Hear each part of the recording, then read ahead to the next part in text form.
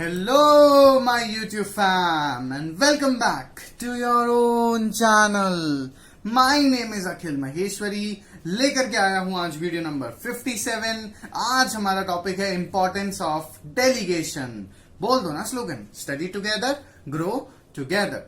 देखो, we came to know in our previous video what is delegation of authority. हमने जाना delegation of authority क्या होता है. हमने ये भी जाना कि ये कितना इंपॉर्टेंट हेल्पिंग टूल हो जाता है एक मैनेजर के लिए कि वो कोर इंपॉर्टेंट एक्टिविटीज पर फोकस कर सकता है और not so core important activities को डेलीगेट कर सकता है, जिससे काम सारे हो जाते हैं. उसका इंपॉर्टेंट कोर एक्टिविटी भी परफॉर्म हो जाती है और नॉट सो कोर एक्टिविटी भी परफॉर्म हो जाती है. सो आज हम पढ़ते हैं डेलीगेशन की एक ऑर्गेनाइजेशनल पॉइंट ऑफ व्यू से क्या इंपॉर्टेंस है, एक ऑर्गेनाइजेशन में डेलीगेशन की क्या सिग्निफिकेंस है.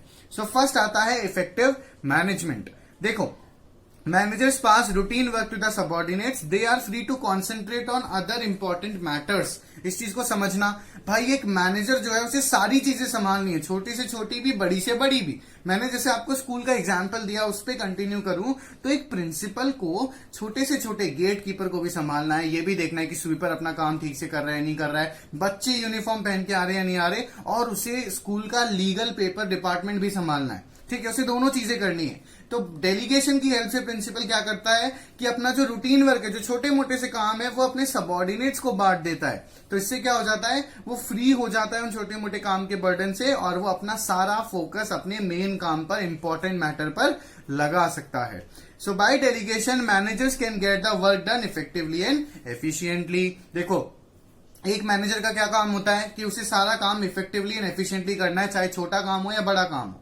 तो जब छोटे काम को भी उन्होंने इनसोर्स कर दिया, अपने एम्प्लॉयज को बांट दिया, तो वो छोटा काम भी इफेक्टिवली एंड एफिशिएंटली हो रहा है, और जो मेजर इंपॉर्टेंट काम है जिससे वो खुद को अवॉइड नहीं कर सकता, वो काम भी वो बहुत इंपॉर्टेंट अच्छे से कर पा रहा है. ठीक है, सो बेसिकली डेलीगेशन क्या करता है, delegation results in effective management. क्यों? क्योंकि आप सारे काम बहुत अच्छे से कर पा रहे हो, नॉट सो इंपॉर्टेंट काम भी और सो इंपॉर्टेंट काम भी.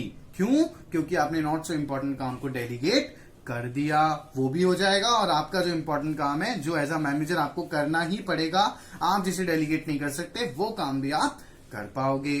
Then second, employees development. Delegation of authority क्या करता है, एम्प्लॉइज का डेवलपमेंट करता है. कैसे?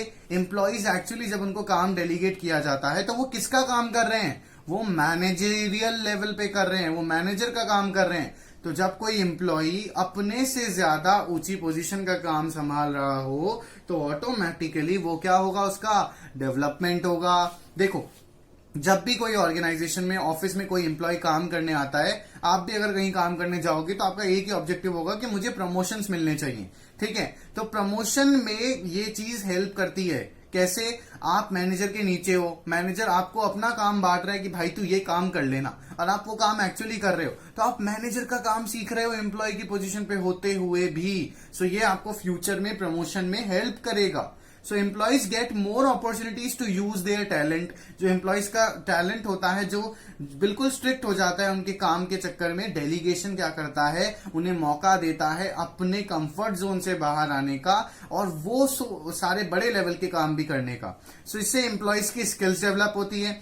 Then delegation helps in making better future managers. तो इससे क्या होगा, वो इंसान जो कभी प्रमोशन पाएगा वो ऑलरेडी अपना मैनेजर का काम सीख रहा है. सो इससे क्या होता है, डेलीगेशन से एम्प्लॉयज का डेवलपमेंट होता है. आया समझ में? देन देखो, थर्ड डेलीगेशन की इंपॉर्टेंस क्या है, मोटिवेशन ऑफ एम्प्लॉयज. डेलीगेशन क्या करता है, एम्प्लॉयज को मोटिवेशन प्रोवाइड करता है. कैसे? जब एक एम्प्लॉय लेवल पर, एक एम्प्लॉय को एक छोटे से थर्ड लेवल पर मैनेजर का काम मिल जाता है, मैनेजर कहता है कि यार देख, ये मेरा काम है, मुझे बहुत सारे काम है, पर मैं चाहता हूं मेरा काम तू ही करे, बिकॉज मुझे पता है कि तेरे से बेटर इस काम को कोई हैंडल ही नहीं कर सकता. सो ऑटोमेटिकली वो एम्प्लॉय क्या होगा, मोटिवेटेड फील होगा कि यार मेरे सुपीरियर ने मेरे पे बिलीव किया है ना.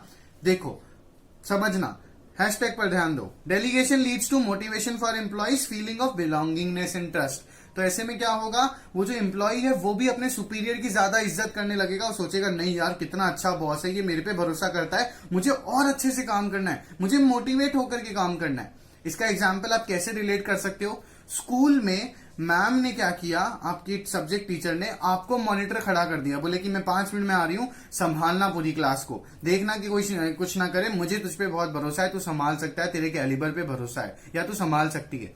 तो ऐसे में ऑटोमेटिकली आप बहुत मोटिवेटेड हो जाओगे, और साथ ही साथ ना सिर्फ मोटिवेटेड होगे, आपको वो पर्टिकुलर टीचर बहुत पसंद आने लगेगा कि यार ये पर्टिकुलर जो टीचर है ये मेरी बहुत तारीफ करता है, ये सर तो बहुत अच्छे हैं, या ये मैम बहुत अच्छी हैं। सो आपकी मोटिवेशन हाई हो जाएगी। सो मोटिवेशन क्या है? एक नॉन फाइनेंशियल इंसेंटिव है। दुनिया में 2 टाइप के इंसेंटिव्स होते हैं। इंसेंटिव मतलब फ्रिंज बेनिफिट्स, एक्स्ट्रा बेनिफिट्स। अब ये 2 टाइप के होते हैं। एक होता है फाइनेंशियल, यानी कि पैसे से जब आपको मोटिवेशन मिले। दूसरा जब पैसे से मोटिवेशन ना मिले, दैट इज नॉन फाइनेंशियल। जब आपको मॉनिटर बनाया गया भरी क्लास में आउट ऑफ 50-60 स्टूडेंट्स, और टीचर ने कहा कि आप पे भरोसा करते हैं, so that is a non financial incentive.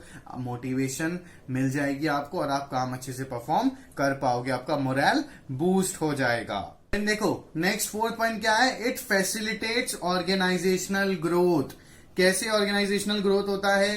कि जब एक एम्प्लॉय को सोचो, तो ये दोनों साइड से होता है, ड्यूअल एस्पेक्ट होता है। समझाता हूं, पहले एम्प्लॉय के पॉइंट ऑफ व्यू से समझाता हूं। जो ऑर्गेनाइजेशन में एम्प्लॉय हायर हुआ है, वो एक पर्टिकुलर रिक्रूटमेंट सिलेक्शन प्रोसेस से होकर के हायर हुआ है। उसमें कैपेबिलिटीज है, क्वालिफिकेशन है, पर उसकी जॉब प्रोफाइल उसके क्वालिफिकेशन को लिमिट कर देती है, ठीक है। लेकिन जब उसे मैनेजर का भी काम करने को मिल जाता है, मैनेजर अपना काम डेलीगेट कर देता है, तो वो दिखा सकता है कि उसकी कैपेबिलिटीज क्या है, क्वालिफिकेशन क्या है। और फ्यूचर में जब नए रिक्रूटमेंट होंगे और प्रमोशंस होंगे, तब ऑर्गेनाइजेशन के पास भी चॉइस होगी इस पर्टिकुलर एम्प्लॉय को हायर करने की। लाइक मान लो स्कूल में हेड बॉय हेड गर्ल का सिलेक्शन होना है, ठीक है, तो आप बचपन से ही बहुत ज्यादा एक्टिवली इन्वॉल्व रहे हो अपने सीनियर्स का काम करने में, तो जब actually head boy head girl का सिलेक्शन होगा, तो ऑर्गेनाइजेशन के पास चॉइस होगी कि हाँ इसने बहुत अच्छा काम किया है, इसमें वो क्वालिटी है, ये हेड बॉय हेड गर्ल बन सकता है, ठीक है। दूसरी तरफ क्या डेवलपमेंट हुआ कि जब आपके सीनियर्स ने आपको काम बांटा, तो आपके सीनियर्स का भी तो काम आसान हो गया ना। सो यानी कि जब एक मैनेजर अपने एम्प्लॉयज को काम बांट रहा है, तो मैनेजर भी कोर एक्टिविटीज पर फोकस कर पा रहा है, यानी कि ऑर्गेनाइजेशन का डेलीगेशन की वजह से ड्यूअल इंपैक्ट हो रहा है। दोनों साइड के काम वो कर पा रही है, एक तरफ एम्प्लॉय का डेवलपमेंट हो रहा है, दूसरी तरफ मैनेजर अपना काम अच्छे से मैनेज कर पा रहा है। सो जब दोनों एस्पेक्ट फुलफिल हो जाते हैं, सो ऑर्गेनाइजेशन ग्रोथ करती है। Then next, basis of managerial hierarchy. देखो डेलीगेशन ऑफ अथॉरिटी, कौन आपको काम डेलीगेट कर सकता है? सिर्फ वही जिसके आप सबऑर्डिनेट हो। हर ऑर्गेनाइजेशन में एक हायरार्की होती है। What is hierarchy? Superior subordinate relationship, है ना। सो जब भी आपको कोई काम डेलीगेट होगा, तो आपको पता होगा कि मेरे को जो काम डेलीगेट कर रहा है वो मेरा सुपीरियर है, ठीक है। सुपीरियर को पता होगा ये मेरा सबऑर्डिनेट है, तो सुपीरियर सबऑर्डिनेट रिलेशनशिप भी इंप्रूव होगी। कैसे? आप अपने सुपीरियर को अच्छे से जान पाओगे, आपका सबऑर्डिनेट आपका सुपीरियर आपको बहुत अच्छे से जान पाएगा। जैसे मान लो आपके टीचर ने आपको काम दिया, ठीक है, हो सकता है आपको वो टीचर पसंद नहीं हो, आपको मॉनिटर बना दिया, लेकिन जब आपको भरी क्लास में मॉनिटर बनाया और ये कह के गए कि आप बहुत अच्छे से संभाल सकते हो, आप में लीडरशिप क्वालिटी है, तो ऑटोमेटिकली आपका उस टीचर के लिए एटीट्यूड बदलेगा। आपको लगेगा नो, इतनी भी बुरी नहीं है मेरी टीचर। सो इससे क्या होगा? एक बहुत अच्छी सुपीरियर सबऑर्डिनेट रिलेशनशिप क्रिएट होती है, ठीक है। और मैनेजरियल हायरार्की भी क्रिएट हो जाती है। कैसे? आपको पता चल जाता है कि आपका सुपीरियर कौन है, और सुपीरियर को पता चल जाता है सबऑर्डिनेट कौन है। देन देखो बेटर कोऑर्डिनेशन। बेटर कोऑर्डिनेशन कैसे? इसको इस एग्जांपल से मैं समझा सकता हूं कि मान लो आपको वो टीचर पसंद नहीं था और आप चला करके उसकी क्लास में नॉइज करते थे, टीचर को इरिटेट करने की कोशिश करते थे, लेकिन जब टीचर ने भरी क्लास में आपको मॉनिटर बनाया और ये कह के गए कि आप में लीडरशिप क्वालिटी है, तो उस दिन के बाद से क्या होगा? आपका एटीट्यूड बदलेगा। आप क्या करोगे? अपने टीचर की पढ़ाई ज्यादा समझने की कोशिश करोगे, उस पर्टिकुलर सब्जेक्ट में मेहनत करोगे और टीचर को डिस्टर्ब नहीं करोगे क्लास में। सो क्या होगा? आपके और टीचर के बीच में कोऑर्डिनेशन बेटर हो गया, ठीक है। Divide of responsibility and authority systematically. Organisation point of view से बोलूं तो अथॉरिटी और रिस्पॉन्सिबिलिटी को हम सिस्टमैटिकली डिवाइड करते हैं, ठीक है। और एम्प्लॉयज को जो भी काम दिया जाता है, उसके बाद उनसे क्वेश्चन भी किया जाता है कि अगर काम कंप्लीट नहीं हुआ तो क्यों नहीं हुआ, ठीक है। साथ ही साथ एम्प्लॉयज को बिल्कुल क्लियर पिक्चर मिल जाती है कि उनका रोल क्या है, उनको कितना काम करना है, कितना काम नहीं करना है। सो जब क्लैरिटी हो जाती है काम में, तो काम का डुप्लीकेशन भी नहीं होता, इसलिए बेटर कोऑर्डिनेशन होता है। समझना डुप्लीकेशन कैसे नहीं होता। मान लो स्कूल में मैम जा रही है काम से, मैम ने कहा कि माइंड द क्लास, सिर्फ ऐसे बोल गई, ठीक है, तो कोई भी 4-5 बच्चे आकर के बोलते नहीं है मैं भी माइंड कर लूं, मैं भी माइंड करूं, मैं माइंड करूंगा ना, तू बैठ जा, लाइक दैट। सो क्या होगा, सब एक दूसरे का, सभी एक सारा काम कर रहे हैं। लेकिन जब एक पर्टिकुलर स्टूडेंट को जाकर के बोल दे तो इससे क्या होगा, कोऑर्डिनेशन बेटर हो जाता है, डुप्लीकेशन ऑफ वर्क नहीं होगा। ठीक है, देन 7th पॉइंट क्या है, reduces the workload of managers. Of course ये तो आपको समझ में आता ही है, ये बहुत नेचुरल सा पॉइंट है कि जब मैनेजर्स अपना काम डेलीगेट कर देते हैं, डिवाइड कर देते हैं अपने सबऑर्डिनेट्स में, तो उनका काम आधा हो जाता है, और वो रूटीन वर्क जब डिवाइड कर देते हैं तो सो इंपॉर्टेंट, जो बहुत इंपॉर्टेंट एरियाज है उनमें काम कर सकते। लास्ट पॉइंट क्या है, basis of superior subordinate relationship.